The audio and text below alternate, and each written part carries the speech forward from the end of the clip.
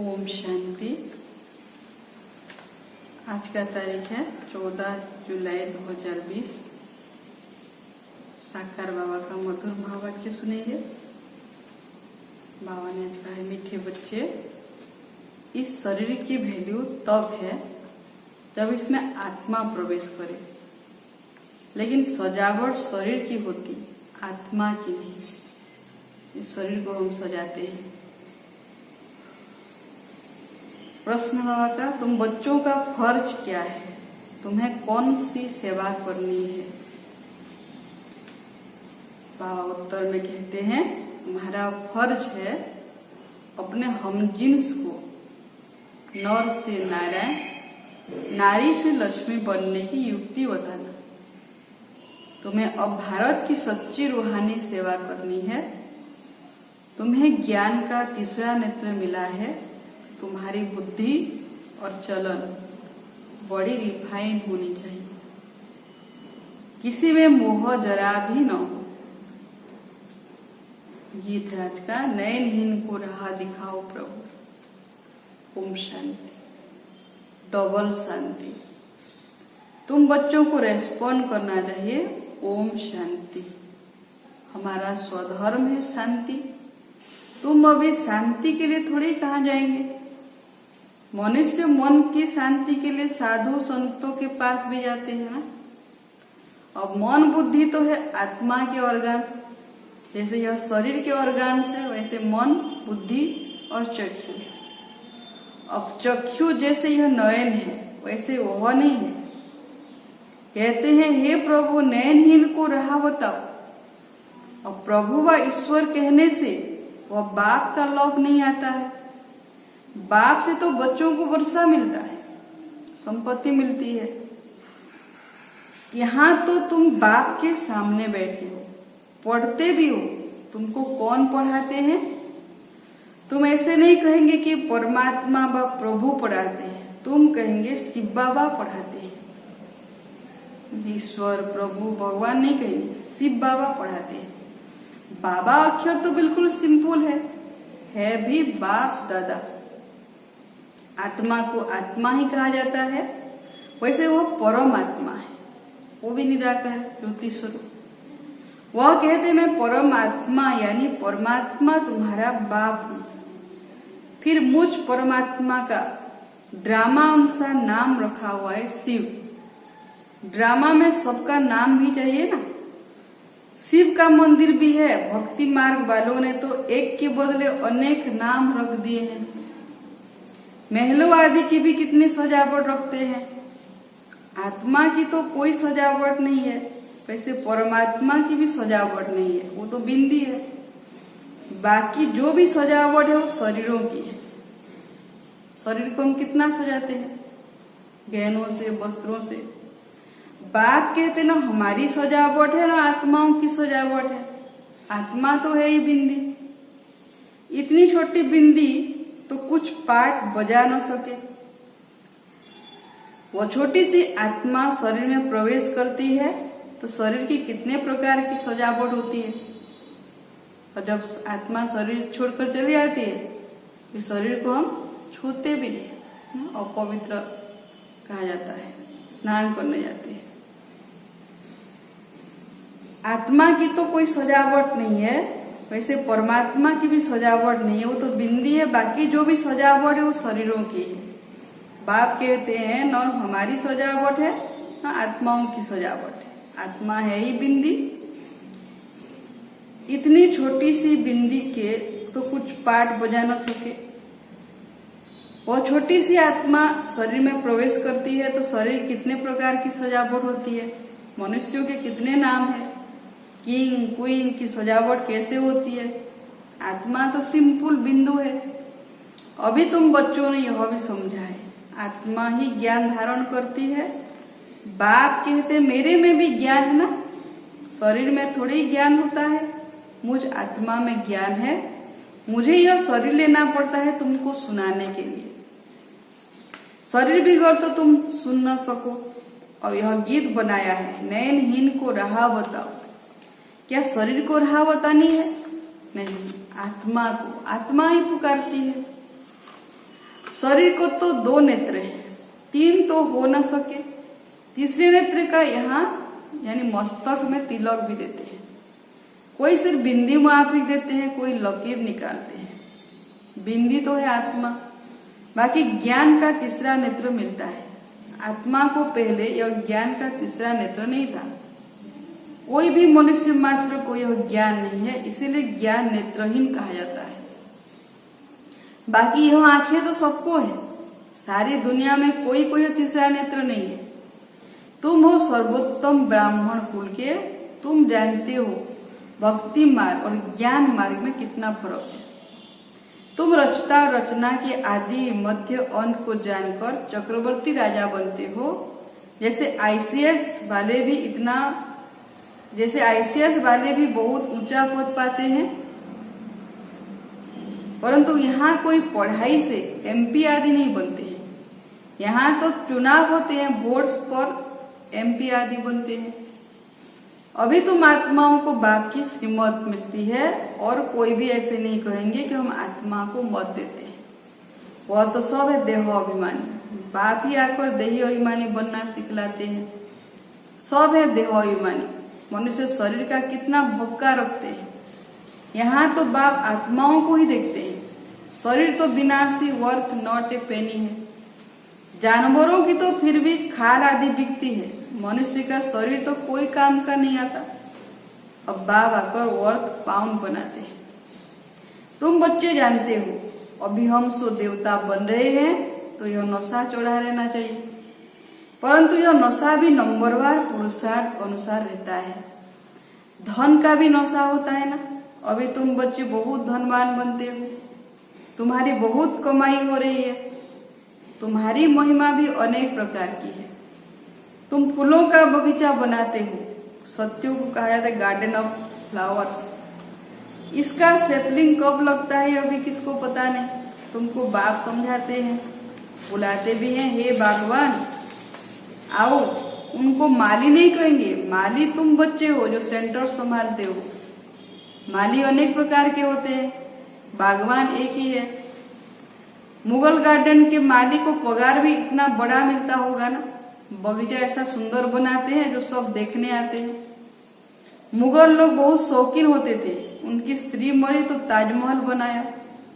शाहजहां ने अपनी स्त्री की मेमोरी में ताजमहल बनाया, उनका नाम चला आता है। ताजमहल भी लोग देखने जाते हैं ना, सप्ताश्चर्य में से एक है। कितने अच्छे अच्छे यादगार बनाए हैं। तो बाप समझाते हैं मनुष्य की कितनी महिमा होती है। मनुष्य तो मनुष्य ही है। लड़ाई में ढेर के ढेर मनुष्य मरते हैं, फिर क्या करते हैं, घासलेट पेट्रोल आदि डाल खलास कर देते हैं। कोई तो ऐसे ही पड़े रहते हैं, दफन थोड़ी करते हैं, कुछ भी मान नहीं, ये शरीर का कोई मान नहीं है। तो अब तुम बच्चों को कितना नारायण नशा चढ़ना चाहिए। यह विश्व के मालिक बने का नशा। सत्य नारायण की कथा है तो जरूर नारायण ही बनेंगे। आत्मा को ज्ञान का तीसरा नेत्र मिलता है, देने वाला है बाप। तिजरी की कथा भी है, इन सब का और बाप बैठ समझाते हैं। कथा सुनाने वाले कुछ भी नहीं जानते, अमर कथा भी सुनाते हैं। अब अमरनाथ पर कहाँ दूर दूर जाते हैं, बाप तो यहाँ आकर सुनाते हैं, ऊपर तो सुनाते नहीं। वहां थोड़ी पार्वती को बैठ अमर कथा सुनाई। यह कथाएं आदि जो बनाई है यह भी ड्रामा में नूंद है, फिर भी होगा। बाप बैठ बच्चों को भक्ति और ज्ञान का कॉन्ट्रैक्ट बताते हैं। अभी तुमको ज्ञान का तीसरा नेत्र मिला है। कहते हैं ना, हे प्रभु अंधों को राह बताओ। भक्ति मार्ग में पुकारते हैं। बाप आकर तीसरा नेत्र देते हैं जिसका कोई को पता नहीं है सिवाय तुम्हारे। ज्ञान का तीसरा नेत्र नहीं है तो कहेंगे चुंचा, धुंधकारी। आंखें भी कोई की कैसी होती है ना। कोई की बहुत स्वभावन आंखें होती है, फिर उस पर इनाम भी मिलता है। फिर नाम रखते हैं मिस इंडिया, मिस फलानी। तुम बच्चों को बाप क्या से क्या बनाते हैं। वहां तो नेचुरल ब्यूटी रहती है। कृष्ण की इतनी महिमा क्यों है, क्योंकि सबसे जास्ती ब्यूटीफुल बनते हैं। श्री कृष्ण है नंबर 1। नंबर 1 में कर्मातीत अवस्था को पाते हैं, इसलिए नंबर 1 में गायन है। यह भी बाप बैठ समझाते हैं। बाबा बार बार कहते हैं, बच्चे मन मना भव, हे आत्माएं अपने बाप को याद करो। बच्चों में भी नंबरवार तो है ना, लौकिक बाप को भी समझो। 5 बच्चे हैं, उनमें जो बहुत सयाना होगा उनको नंबर 1 रखेंगे। माला का दाना हुआ ना, कहेंगे यह दूसरा नंबर है, यह तीसरा नंबर है। एक जैसे कभी नहीं होते। बाप का प्यार भी नंबरवार होता है। वह हद की बात, यह बेहद की बात। यहाँ भी बेहद का बाप आकर देखते हैं कौन बच्चे कितने सर्वी से बोले, तो बाबा का प्यार भी उतना जाता है। जिन बच्चों को ज्ञान का तीसरा नेत्र मिला है, उनकी बुद्धि और चलन आदि बड़ी रिफाइन होती है। एक किंग ऑफ फ्लावर होता है, तो यह ब्रह्मा और सरस्वती किंग क्वीन फ्लावर ठहरे। ज्ञान और याद दोनों में तीखे हैं। तुम जानते हो हम देवता बनते हैं, मुख्य 8 रत्न बनते हैं। पहले फूल, फिर युगल दाना, ब्रह्मा सरस्वती माला सिमरते हैं ना। वास्तव में तुम्हारा पूजन नहीं है, सिमरन है। तुम्हारे ऊपर फूल नहीं चढ़ते हैं। फूल तब चढ़े जब शरीर भी पवित्र हो। यहाँ कोई का भी शरीर पवित्र नहीं है, सब बीज से पैदा होते हैं, इसलिए विकारी कहा जाता है। इन लक्ष्मीनारायण को कहते ही है संपूर्ण निर्विकारी। बच्चे तो पैदा होते होंगे ना, ऐसे तो नहीं कोई ट्यूब से बच्चे पैदा हो जाएगा। यह भी सब समझने की बातें हैं। तुम बच्चों को यहाँ 7 रोज भट्टी में बिठाया जाता है। भट्टी में ईंटें कोई तो पूरी पक जाती है, कोई कच्ची रह जाती है। भट्टी का मिसाल देते हैं। अब ईंट की भट्टी का थोड़े ही शास्त्रों में वर्णन हो सकता है। फिर उसमें बिल्ली की भी बात है। गुल बकावली की कहानी में भी बिल्ली का नाम दिखाया है। दिवे को बुझा देती थी। तुम्हारा भी यह हाल होता है ना, माया बिल्ली विघ्न डाल देती है, तुम्हारी अवस्था को ही गिरा देती है। देवाभिमान है पहला नंबर, फिर और बिखर आते हैं। मोह भी बहुत होता है। बच्ची कहे मैं भारत को स्वर्ग बनाने की रूहानी सेवा करूंगी, मोह बस माँ बाप कहते हम अलाउ नहीं करेंगे। यह भी कितना मोह है। तुम्हें मोह की बिल्ली या बिल्ला नहीं बनना है। तुम्हारी एम ऑब्जेक्ट ही यह है, बाबा कर मनुष्य से देवता, नर से नारायण बनाते हैं। तुम्हारा भी फर्ज है अपने हमजिन्स की सेवा करना, भारत की सर्विस करना। तुम जानते हो हम क्या थे, क्या बन गए हैं, और फिर पुरुषार्थ करो राजाओं का राजा बनने के लिए। तुम जानते हो हम अपना राज्य स्थापन करते हैं, कोई तकलीफ की बात नहीं। विनाश के लिए ड्रामा में युक्ति रची हुई है। आगे भी मुसलों से लड़ाई लगी थी। जब तुम्हारी पूरी तैयारी हो जाएगी, सब फूल बन जाएंगे, तब विनाश होगा। कोई किंग ऑफ फ्लावर है, कोई गुलाब, कोई मोतिया है। हर एक अपने को अच्छी रीति समझ सकते हैं कि हम औख हैं व फूल है। बहुत है जिनको ज्ञान की कुछ धारणा नहीं होती। नंबरवार तो बनेंगे ना, या तो बिल्कुल हाईएस्ट या तो बिल्कुल लोएस्ट। राजधानी यहाँ ही बनती है। शास्त्रों में तो दिखाया है पांडव गल मरे, फिर क्या हुआ कुछ भी पता नहीं। कथाएं तो बहुत बनाई है, ऐसी कोई बात है नहीं। अभी तुम बच्चे कितने स्वच्छ बुद्धि बनते हो। बाबा तुमको बहुत प्रकार से समझाते रहते हैं, कितना सहज है। सिर्फ बाप को और वर्षे को याद करना है। बाप कहते मैं पतित पावन हूँ, तुम्हारी आत्मा और शरीर दोनों पतित है। अब पावन बनना है। आत्मा पवित्र बनती है तो शरीर भी पवित्र बनता है। अभी तुमको बहुत मेहनत करनी है। बाप कहते हैं बच्चे बहुत कमजोर हैं, याद भूल जाती है। बाबा खुद अपना अनुभव बताते हैं। भोजन पर याद करता हूँ, सिर्फ बाबा हमको खिलाते हैं, फिर भूल जाते हैं, फिर स्मृति में आता है। तुम्हारे में भी नंबरवार पुरुषार्थ अनुसार है।